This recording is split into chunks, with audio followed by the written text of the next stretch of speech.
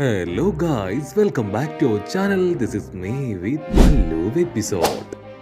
എപ്പിസോഡിന്റെ opening സീനിൽ Lilith അവളാണെങ്കിൽ ഈ അറ്റ്ലസിനെ അടിച്ച് പറപ്പിച്ചിരിക്കുകയാണ്. ആ ഒരു അടിയിൽ അറ്റ്ലസ് ആണെങ്കിൽ തെറിച്ചു പോയി അടിച്ചു വീഴും. ചുറ്റുമുള്ളവർക്ക് അവിടെ എന്താ നടക്കണമെന്ന് മനസ്സിലാവില്ല. ഇതെന്തുകൊണ്ടായിരിക്കും ഇപ്രകാരം അറ്റ്ലസിനെ ചെയ്തത്? ലിലിത്തിന് എന്തെങ്കിലും സംഭവിച്ചിട്ടുണ്ടാവുമെന്നൊക്കെ ചിന്തിച്ച് എല്ലാവരും ലിലിത്തിനെ തന്നെ നോക്കും. ലിലിത്താണെങ്കിൽ അറ്റ്ലസിന്റെ തല അതങ്ങനെ ചെറുതായിട്ട് തിരിച്ച് പ്രോപ്പറായിട്ട് വെക്കും. അതിനുശേഷം അവരോട് പറയും, ഇവളെ നന്നായിട്ട് നോക്കണം.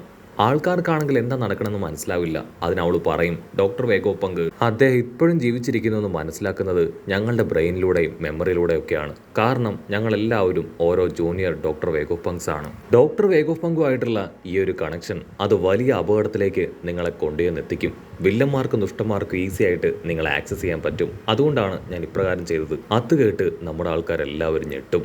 യോർക്കിനാണെങ്കിൽ ഭയങ്കര സന്തോഷം. കാരണം ലിലിത്തിന്റെ കണക്ഷനും ഡിസ്കണക്ട് ആയിരിക്കുകയാണ്. ഈ മുൻപിൽ അവശേഷിക്കുന്നത് അറ്റ്ലസ് മാത്രം. യോർക്കാണെങ്കിൽ അവശേഷിക്കുന്നത് അറ്റ്ലസ് മാത്രമാണെന്നുള്ള കാര്യം എൽഡേഴ്സിനെ അറിയിക്കും. അവരാണെങ്കിൽ അവളെ തകർക്കാനായിട്ട് ശ്രമിക്കും.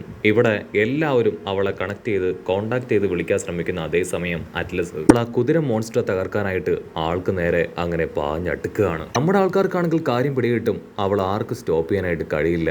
അവളുടെ ലക്ഷ്യം എങ്ങനെയെങ്കിലും ആ ഒരു കുതിര എൽഡറിനെ അദ്ദേഹത്തെ മാറ്റി നമ്മുടെ ആൾക്കാർക്ക് രക്ഷപ്പെട്ടു പോകാനുള്ള വഴി ഒരുക്കുക എന്നതാണ്.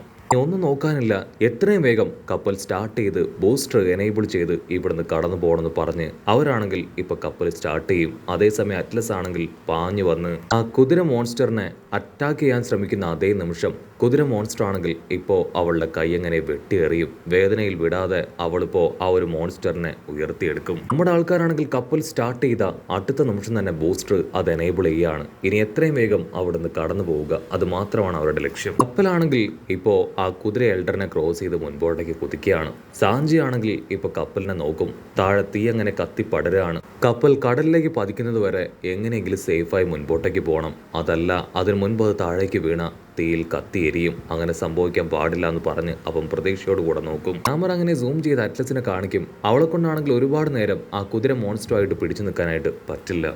ഇതാ എൽഡർ ആണെങ്കിൽ ഈ അറ്റ്ലസിനോട് പറയും, ഓ നീ അവരെ രക്ഷിക്കാനായിട്ട് ശ്രമിക്കുകയാണല്ലേ, പക്ഷേ നിനക്ക് നിന്റെ ജീവൻ അത് നഷ്ടാവാൻ പോവാണെന്ന് പറഞ്ഞ് ആ എൽഡർ ആണെങ്കിൽ അവൾ ആഞ്ഞു വെട്ടും. അവളാണെങ്കിൽ രണ്ടായി മുറിഞ്ഞിട്ടും അവൾക്ക് യാതൊരു ഭാവവ്യത്യാസവും ഇല്ല. അവൾ അവനെ നോക്കി ഇപ്പൊ ചിരിക്കും. ഞാൻ ഇതിനു വേണ്ടി തന്നെയാണ് കാത്തിരുന്നത്. എൻ്റെ ലൈഫ് കൊണ്ട് ഇങ്ങനെയെങ്കിലും ഒരു നല്ല കാര്യം ചെയ്യാൻ കഴിഞ്ഞതിൽ ഹാപ്പി ആണെന്ന് പറഞ്ഞ് അവളാണെങ്കിൽ സെൽഫ് ബ്ലാസ്റ്റ് ചെയ്യും. ആ ഒരു ബ്ലാസ്റ്റിൽ അവിടെ മുഴുവൻ വലിയൊരു പൊട്ടിത്തെറി തന്നെ ഉണ്ടാവുകയാണ്. അത്രയും നേരം നമ്മുടെ ആൾക്കാരുടെ കപ്പൽ അല്പം പതിയാണ് ഫ്ലൈ ചെയ്തുകൊണ്ടിരുന്നത്. പക്ഷെ ആ ഒരു ബ്ലാസ്റ്റിന്റെ ഇമ്പാക്റ്റിൽ ഇപ്പൊ കപ്പലാണെങ്കിൽ കുറെ കൂടെ വേഗതയിൽ അങ്ങനെ ഫ്ലൈ ചെയ്ത് പോവാണ്. നമ്മുടെ ആൾക്കാരാണെങ്കിൽ ഇപ്പോൾ ഉറപ്പിക്കും കപ്പൽ തീർച്ചയായിട്ടും ആ ഒരു കടൽ തന്നെ റീച്ച് ആവുമെന്ന്. പക്ഷെ അവളുടെ മരണം അതാർക്കും ഉൾക്കൊള്ളാനാവില്ല. അറ്റ്ലസ് അവളുടെ ജീവൻ സാക്രിഫൈസ് ചെയ്ത് ഇപ്പൊ നമ്മുടെ ആൾക്കാർ രക്ഷിച്ചിരിക്കുകയാണ്. യോർക്കിനാണെങ്കിൽ ഭയങ്കര സന്തോഷം. കാരണം ഇനി ഒരേ ഒരു ഡോക്ടർ വേഗോഫങ് മാത്രമേ ബാക്കിയുള്ളൂ, അത് അവളാണ്. സോ എല്ലാവരുടെയും ശ്രദ്ധ ആവശ്യം അവളിലേക്ക് തന്നെ വരുമെന്ന് മനസ്സിലാക്കി അവളാണെങ്കിൽ ഹാപ്പി ആയിട്ട് തുള്ളിച്ചാടും. കട്ട് ചെയ്താ ഇവിടെ കുതിര എൽഡറിനെ കാണിക്കും. ആൾക്കാണെങ്കിൽ അത്രയും വലിയ പൊട്ടിത്തെറി ഉണ്ടായിട്ടും യാതൊന്നും സംഭവിച്ചിട്ടില്ല. അവർക്കെല്ലാവർക്കും ഇപ്പൊ ഏറ്റവും കൂടുതൽ തലവേദനയായി മാറുന്നത് ഡോക്ടർ വേഗോഫങ്ങിന്റെ ആ ഒരു ബ്രോഡ്കാസ്റ്റ് ആണ്. അവരെത്രയൊക്കെ ശ്രമിച്ചിട്ടും അത് മാത്രം നിർത്തലാക്കാൻ അവരെ കൊണ്ട് കഴിഞ്ഞിട്ടില്ല. അതുള്ളത് അയൺ റോബോട്ടിലാണ്. അതതിൻ്റെ ഉള്ളിൽ സേഫാണ്. കട്ട് ചെയ്താൽ വീണ്ടും ബ്രോഡ്കാസ്റ്റ് കാണിക്കും. സ്റ്റോറി ആണെങ്കിൽ വീണ്ടും കണ്ടിന്യൂ ചെയ്തുകൊണ്ടേയിരിക്കുകയാണ്. ഡോക്ടർ വേഗോഫങ് ആണെങ്കിൽ 25 വർഷം മുൻപുള്ള സ്റ്റോറീസ് ഒക്കെ പറയാനായിട്ട് തുടങ്ങി. 25 വർഷങ്ങൾക്ക് മുൻപ് കോൾഡി റോജർ അദ്ദേഹം ഈ ലോകം മുഴുവൻ ചുറ്റി വന്നു. അതുകൊണ്ട് തന്നെ ലോകത്തിൽ ഒരുപാട് സത്യങ്ങൾ അദ്ദേഹത്തിന് അറിയാമെന്ന് പറയും. ഇവിടെ അയൺ ജയന്റിനെ അതിനെ തകർക്കാനായിട്ട് ഒരുപാട് പേര് ശ്രമിച്ചുകൊണ്ടേയിരിക്കുകയാണ്. ഓൾറെഡി അതിനൊരു കൈ നഷ്ടമായി. എങ്കിൽ പോലും അതാണെങ്കിൽ നിർത്താതെ ഫൈറ്റ് ചെയ്തുകൊണ്ടേയിരിക്കും. ആ റോബോട്ടിനാണെങ്കിൽ ഒരു കാലും കൈയും ഒക്കെ നഷ്ടപ്പെട്ടാലും എങ്ങനെയെങ്കിലും നമ്മുടെ ജോയ് ബോയെ ഹെൽപ്പ് ചെയ്യണം എന്നൊരു ചിന്ത മാത്രമേ ഉള്ളൂ. അതിനുവേണ്ടിയാണ് അവർ ശ്രമിച്ചുകൊണ്ടിരിക്കുന്നത്. കട്ട് ചെയ്ത മറ്റൊരു ഭാഗത്ത് ആ സാറ്റൻ എൽഡർ അവൻ്റെ ഇപ്പോഴത്തെ ഒരേ ഒരു ലക്ഷ്യം അത് ജ്വല്ലറി ബോണിയുടെ പപ്പ കോമയാണ്. അവർ രണ്ടുപേരെ എങ്ങനെയെങ്കിലും പിടിച്ചു വെക്കുക എന്ന ലക്ഷ്യത്തോടു കൂടെ ആ ജയൻസിന്റെ കപ്പലിലേക്ക് അവനങ്ങനെ ചാടി വരും. എൽഡർ ആണെങ്കിൽ അവന്റെ പോയിസൺ ടെൻഡിക്കിൾസ് അതുപയോഗിച്ച് ഓറഞ്ച് അറ്റാക്ക് ചെയ്യാണ്. എൽഡേഴ്സ് ആണെങ്കിൽ അവളെ ഹെൽപ്പ് ചെയ്യാനായിട്ട് ചുറ്റും വന്ന് അവന്റെ ടെൻഡിക്കിൾസ് തട്ടിത്തെറിപ്പിക്കും. ലൂഫി ആണെങ്കിൽ അത് കണ്ട് വിളിച്ചു പറയും, ഒരു കാരണവശാലും ഇതിന്റെ ടെൻഡിക്കിൾസ് പെട്ടുപോകാനായിട്ട് പാടില്ല. അതിൽ പോയിസൺ ഉണ്ട്. അതൊരു തവണ ദേഹത്ത് പെട്ടുപോയാൽ പിന്നെ നമുക്ക് ജീവിതത്തിലേക്ക് തിരികെ വരാൻ സാധിച്ചു എന്ന് വരില്ല. അത് കേട്ട് എല്ലാവരും കൂടുതൽ കെയർഫുൾ ആയിട്ട് ഫൈറ്റ് ചെയ്തുകൊണ്ടേയിരിക്കും. ഇവിടെ ബോണിക്കാണെങ്കിൽ പഴയ കാര്യങ്ങൾ അതൊന്നൊന്നായിട്ട് ഓർമ്മ വരും. അവളുടെ പപ്പയോട് കാണിച്ച ക്രൂരത, അവളോട് കാണിച്ച ക്രൂരത, അതെല്ലാം തന്നെ ഓർമ്മ വന്ന് അവൾ വീണ്ടും ഇപ്പൊ നിക്കാ മോഡിലേക്ക് മാറുകയാണ്. അവൾ തന്നെ അവളുടെ പപ്പയോടും അവളോടും ചെയ്ത ക്രൂരതയ്ക്ക് അത് റിവഞ്ച് ചോദിക്കാനായിട്ട് ഇപ്പൊ തയ്യാറായി കഴിഞ്ഞു. അവൾ അങ്ങനെ അവളുടെ മോഡ് ചേഞ്ചായി ഇപ്പോൾ ആ എൽഡറിനെ വിളിക്കും. ലൂഫിക്കാണെങ്കിൽ ഭയങ്കര സന്തോഷം. കാരണം അവനും ആഗ്രഹിച്ചത് ഇപ്രകാരം അവൾ സ്വന്തമായി ആ ഒരു എൽഡറിനോട് പകരം ചോദിക്കണമെന്നാണ്. ഇപ്പൊ അതുപോലെ തന്നെ അവൾ സ്വന്തമായി ആ ഒരു നിക്കാ മോഡിലേക്ക് മാറി അവനെ തകർക്കാനായി തയ്യാറായി കഴിഞ്ഞു. ലൂഫി ആണെങ്കിൽ ആ ഒരു ട്രാൻസ്ഫോർമേഷനൊക്കെ കണ്ട് ഒത്തിരി ഹാപ്പിയാവും. ലൂഫി ആണെങ്കിൽ ഹാപ്പി ആയിട്ട് അവൻ്റെ കാല് വെച്ച് തട്ടിക്കൊണ്ടിരിക്കുകയാണ്. ഇവിടെ ഡോക്ടർ വേഗോഫ് പങ്കിൻ്റെ ആ ബ്രോഡ്കാസ്റ്റ് കാണിക്കും. വർഷങ്ങൾക്ക് മുൻപ് എല്ലാവരുടെ ഉള്ളിൽ നിന്ന് മറച്ചു വെച്ച വലിയ രഹസ്യം അത് പുറത്തേക്ക് വരാനായിട്ട് സമയമായി. മാത്രമല്ല ആ ആൻഷ്യൻ വെപ്പനും അതോടൊപ്പം പുറത്തേക്ക് വരും. ഡോക്ടർ അത് പറയുന്ന അതേ സമയം തന്നെ കോൾഡി റോജറിനോടൊപ്പം ഉണ്ടായിരുന്ന ഓരോരുത്തരായിട്ട് ഇപ്പൊ മാറി മാറി കാണിക്കും. ഡോക്ടർ വേഗോഫ് പങ്ക് ആണെങ്കിൽ കാര്യമായിട്ട് എന്തൊക്കെയോ പറയാനായിട്ട് ശ്രമിക്കുകയാണ്. കട്ട് ചെയ്താ ഇവിടെ നമ്മുടെ ലൂഫിയും അതുപോലെ തന്നെ ജ്വല്ലറി ബോണിയും അവർ രണ്ടുപേരും ആ ഒരു രൂപത്തിലേക്ക് മാറി ഇപ്പൊ സാറ്റനെ അറ്റാക്ക് ചെയ്തുകൊണ്ടേയിരിക്കും. ലൂഫി ആണെങ്കിൽ ഒരുപാട് എൻജോയ് ചെയ്ത് ആവേശത്തോടു കൂടെയാണ് അവനുമായിട്ട് ഫൈറ്റ് ചെയ്യുക. അതേസമയം ബോണി അവൾ ഒരുപാട് വിഷമത്തിൽ ദേഷ്യപ്പെട്ട് ചോദിക്കും, സാറ്റൻ നീ എന്തിനാണ് എൻ്റെ അമ്മയോടും അച്ഛനോടും ഇപ്രകാരം ചെയ്തത്?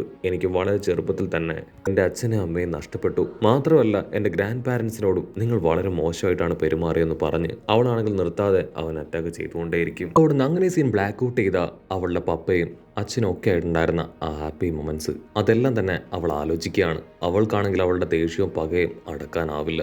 ഓക്കെ പവർ അതുപയോഗിച്ച് അവളുടെ കൈ ജയന്റ് ആക്കി ഇപ്പൊ ആ എൽഡറിനെ ആഞ്ഞട്ടിക്കാനായിട്ട് റെഡിയാവും. അതേസമയം ലൂഫി ആണെങ്കിൽ അതൊന്നും ശ്രദ്ധിക്കാതെ വെറുതെ അങ്ങോട്ടും ഇങ്ങോട്ടും ഓടിക്കൊണ്ടേയിരിക്കുകയാണ്. ഇവിടെ എൽഡർ സാറ്റൻ ആണെങ്കിൽ ബോണിയോട് ദേഷ്യപ്പെട്ട് പറയും, നീ എൻ്റെ മുൻപിൽ വെറും ഒരു ഈച്ചയാണ്. നിനക്ക് എത്ര ധൈര്യം ഉണ്ടെങ്കിൽ എന്നെ അറ്റാക്ക് ചെയ്യാൻ എൻ്റെ നേർക്ക് വരും ചോദിച്ച് ആളാണെങ്കിൽ ടെററായി അവൾക്ക് നേരെ വരികയാണ്. ബോണി ആണെങ്കിൽ അവളുടെ ഒറ്റ കൈവായിട്ടാണ് ആൾക്ക് നേരെ വരുന്നത്. എല്ലാവർക്കും അറിയാം ബോണിയെ കഴിഞ്ഞും ഒരുപാട് പവർ സ്ട്രെങ്ത്തും എല്ലാം തന്നെ അത് ആ എൽഡറിന് കൂടുതലാണെന്ന്. അതുകൊണ്ട് ഇപ്പൊ എല്ലാവരും ശ്വാസമൊക്കെ മുറുക്കെ പിടിച്ച് അങ്ങനെ അടുത്ത് എന്ത് സംഭവിക്കുമെന്ന് അറിയാൻ കാത്തു നിൽക്കും. അടുത്ത നിമിഷം എല്ലാവർക്കും ഒരു വമ്പൻ ട്വിസ്റ്റ് കൊടുത്തുകൊണ്ട് ലൂഫി ആണെങ്കിൽ വെട്ടിത്തിരിഞ്ഞ് അവിടേക്ക് വരും. അവനാണെങ്കിൽ ഇപ്പോ ആ ഒരു എൽഡറിന്റെ മോൺസ്റ്റർ കൈകൾ നോക്കും. ആ ടെൻഡിക്കിൾസിലെല്ലാം തന്നെ പോയിസൺ ആണ്. ലൂഫി അവന്റെ പവർ ഉപയോഗിച്ച് ആ ടെൻഡിക്കിൾസ് എല്ലാം തന്നെ പുറകിലേക്ക് വലിച്ചു പിടിക്കും. ഇനി ഒന്നും തന്നെ പേടിക്കാനില്ല.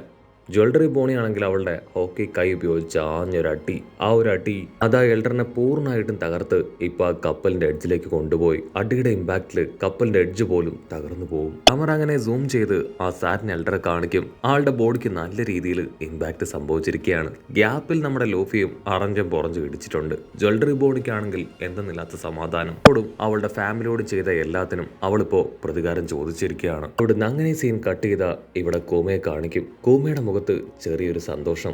ഇത്രയും നാളും അവൻ അനുഭവിച്ചിരുന്ന ആ ഒരു അടിമത്തത്തിൽ നിന്ന് അവൻ മോചിതരായിരിക്കുകയാണ്. മാത്രമല്ല അവന്റെ വൈഫിനും അവന്റെ പാരൻസിനും ഒന്നും കിട്ടാത്ത ആ ഒരു സ്വാതന്ത്ര്യം അതിനി അവന്റെ മകൾക്ക് കിട്ടും. ആ ഒരു പ്രതീക്ഷയോട് കൂടെ ഈ ഒരു എപ്പിസോഡും അവസാനിക്കുന്നു. എപ്പിസോഡ് ഇഷ്ടപ്പെടുകയാണെങ്കിൽ തീർച്ചയായിട്ടും ലൈക്ക് ചെയ്യാനും കമന്റ് ചെയ്യാനും ഷെയർ ചെയ്യാനും മറക്കല്ലേ.